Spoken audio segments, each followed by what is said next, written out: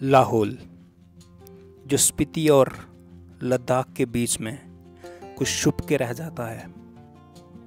लोग स्पीति जाते हैं, लद्दाख जाते हैं, बट लाहौल कहीं मिस हो जाता है।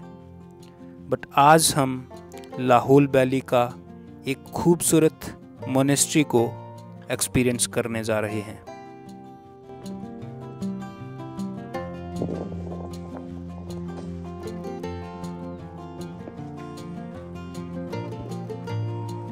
तो ये यहाँ पर एक पेड़ गिरा है ऊपर से, और ये उस साइड से गिरा है। शायद बर्फ़ जहाँ पर ज़्यादा पड़ती है ना, उसकी वजह से गिरा होगा, और ये वैसा का वैसा ही पड़ा है। बाकी लोगों ने इसकी जो लकड़ियाँ हैं वो काट के यहाँ पर रखी हैं, छोटी छोटी लकड़ियाँ बना के।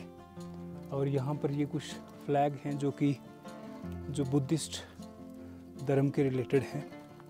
और ये रास्ता यहाँ से ऊपर एक मोनेस्ट्री के लिए जा रहा है। किलोंग से मोनेस्ट्री का डिस्टेंस कुल 3 किलोमीटर था, जो कि सिर्फ चढ़ाई में था। हालांकि वहाँ तक रोड तो बना था, लेकिन स्नो होने की वजह से वह 5-6 मंथ से बाकी जगहों से डिस्कनेक्ट था।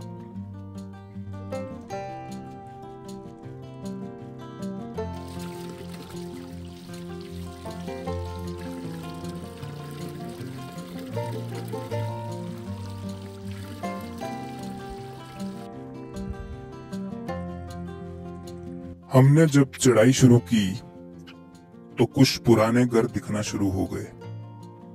यहाँ पर कुछ बच्चे खेल रहे थे और रास्ते के दोनों तरफ लकड़ियां रखी हुई थी, जो लोगों को सर्दी से बचने के लिए बनाई गई थी।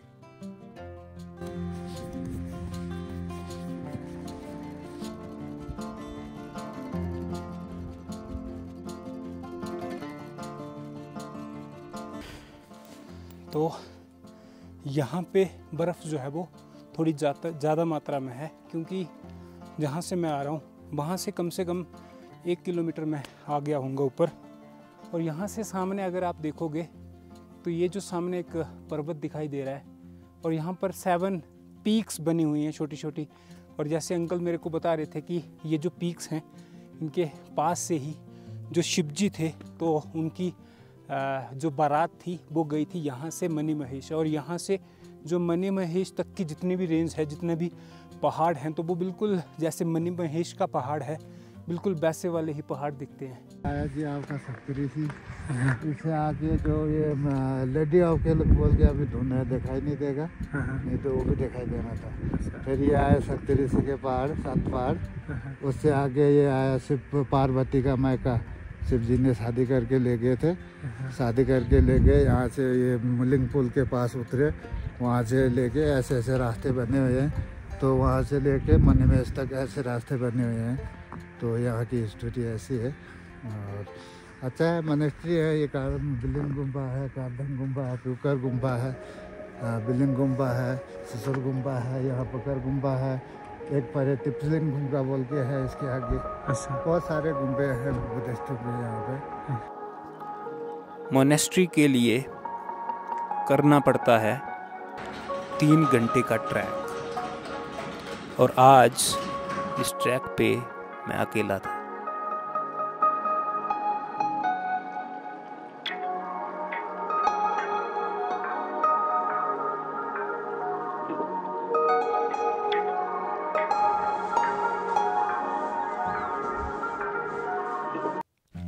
ट्रैक पर काफ़ी डीप स्नो होने की वजह से मुझे चलने में दिक्कत हो रही थी। साथ में ये जो सराह होती है ना, बड़े वाले सराह के पेड़, तो ये बड़ी सराहें तो यहाँ पर नहीं होंगी, क्योंकि बड़ी सराहें कैसे होंगी, क्योंकि यहाँ पर इतनी ज़्यादा स्नोफॉल होती है।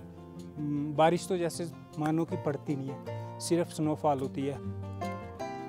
वैसे ऐसी जगहों पे अकेले चलना स्ट्रेस को दूर करने का सबसे सही तरीका है। थोड़ा चढ़ाई करने के बाद मुझे एक बाई दिखे। वो भी चढ़ाई कर रहे थे और वो राजस्थान से थे और वो भी मोनेस्ट्री की तरफ जा रहे थे।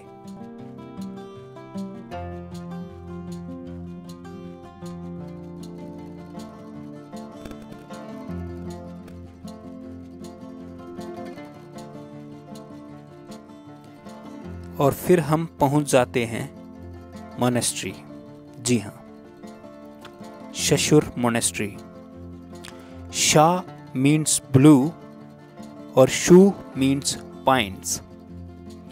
क्योंकि ये मोनेस्ट्री पाइन्स के ट्रीज से गिरी है, इसलिए इसे शशुर मोनेस्ट्री कहते हैं।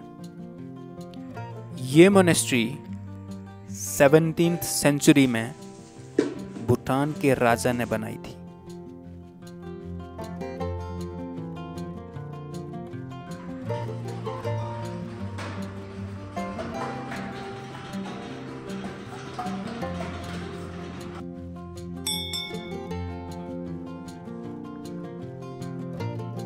सो फाइनली हम पहुंच चुके हैं शशुर गुम्फा।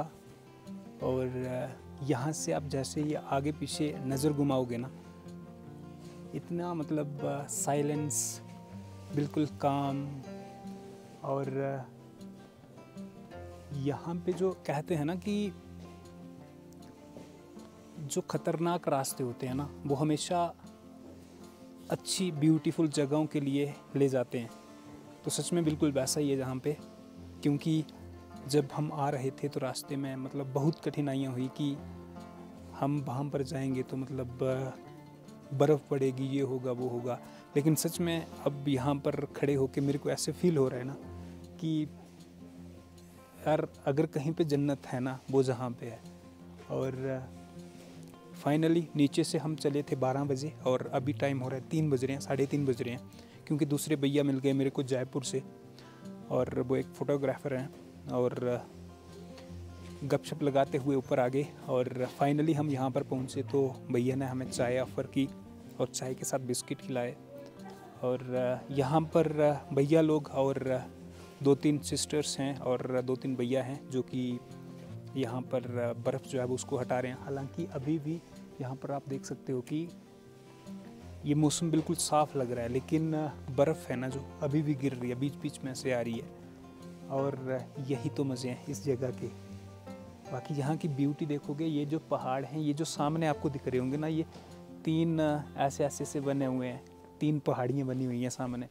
तो यहाँ पर मेरे को भैया भी बता रहे थे और नीचे अंकल भी बता रहे थे कि इसके पास से ही जो है वो जो शिव जी थे, तो उनकी जो बारात थी वो जहाँ से गई थी दूसरी तरफ, जो कि मनी महेश है वहाँ पे। और हर साल आई थिंक पता नहीं कौन सा महीना, सितंबर होता है कि कौन सा, तो उस महीने में यहाँ से लोग जो हैं वो मतलब एक सामने जो है वो एक गोम्पा है, तो वहाँ से बारात वगैरह जो है वो शिव जी की वहाँ से ले जाते हैं दूसरी जगह पे। कुछ ऐसी स्टोरी है।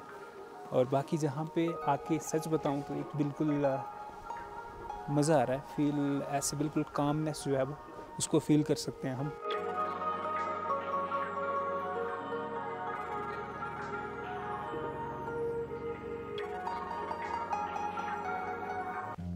बाकी सामने का जो पहाड़ है वहाँ पर अभी एक एवेलांच आया था और ऊपर से बहुत सारी बर्फ़ जो है वो नीचे आई, इतनी ज़्यादा आवाज़ आई कि क्या ही बताएं आपको।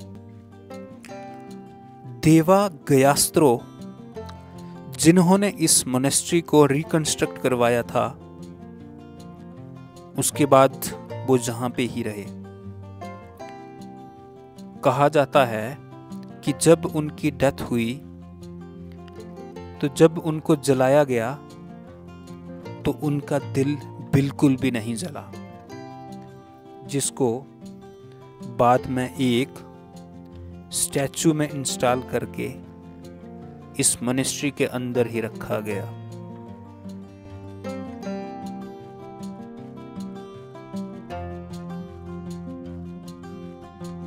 सो 2-3 घंटे हो गए हमें यहाँ पर पहुँचे हुए, और यहाँ पर 2 भैया दिखे और 2 सिस्टर्स दिखी, और इन्होंने चाय पिलाई हमें और उसके बाद ये नूडल्स ऑफ़र किए और शुक्रिया सर इसके लिए।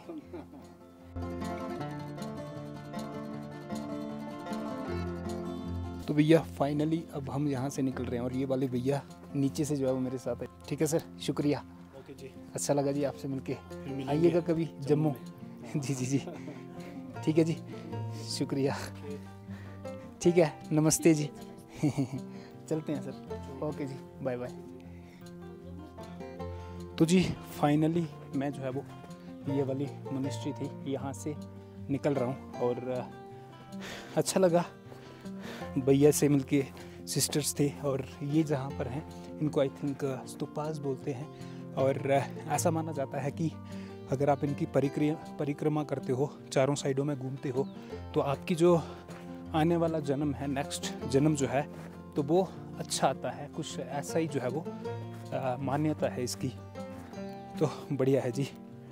और यहाँ पर भी कुछ नीचे बनाया गया है बैठने के लिए और यहाँ पर कुछ फ्लैग्स लगे हैं। आई थिंक यहाँ पर इनका जो फंक्शन फेस्टिवल जो है वो कुछ होता होगा, तो यहाँ पर उसको सेलिब्रेट करते होंगे। बाकी टाइम हो रहा है जी, शाम के 4 बज गए हैं और उन्होंने मेरे को नूडल्स वगैरह ऑफ़र किए और अच्छा लगा। इतने दूर आए और ये बर्फ़ आया है। अब मुझे यहाँ से नीचे पहुँचने में थोड़ा टाइम लगेगा, लेकिन ऐसी कोई बात नहीं है कि दिक्कत होगी, मैं पहुँच जाऊँगा, क्योंकि हम भी आखिर ऐसे वाले पहाड़ों में ही रहते हैं।